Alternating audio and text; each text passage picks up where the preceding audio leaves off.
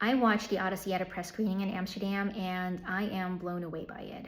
Not that I expected otherwise, because this is one of my favorite stories ever told, directed by one of my favorite film directors. So yeah, I was kind of expecting to be blown away by it, to be honest. But yeah, I cannot say that much about the movie itself, but I will say this.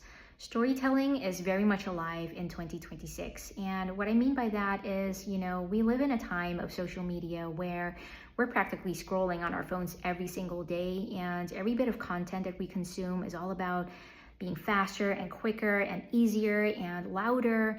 And yet, here we are sitting in theater watching a story come to life that has been there for thousands and thousands of years, even before Homer wrote it down. And we were sitting there in absolute silence, just watching the beauty of it. That is really phenomenal, I think. I first fell in love with the Odyssey when I was about 8 through a TV adaptation, and then 10 years later, I read Homer's The Odyssey in high school in my ancient Greek class, and I fell in love with it all over again. And then, to be able to witness the story come to life now on screen in such a big production by one of my favorite film directors, that is just really beautiful, I think.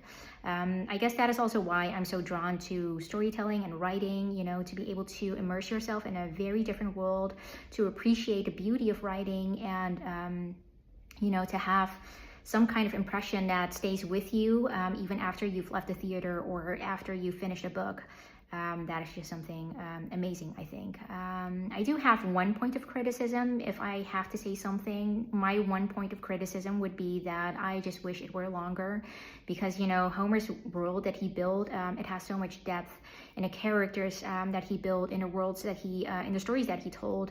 He could have shown so much more actually in film. So that would be my only point of criticism. But yeah, I guess what I wanted to say is just storytelling very much alive in 2026. Even though everything around us says that everything has to be faster and quicker, here's a movie that is 3 hours long. I wished that it were like 4 hours or 5 hours, or, more movies were made of this. But yeah, that is the power of storytelling, I think.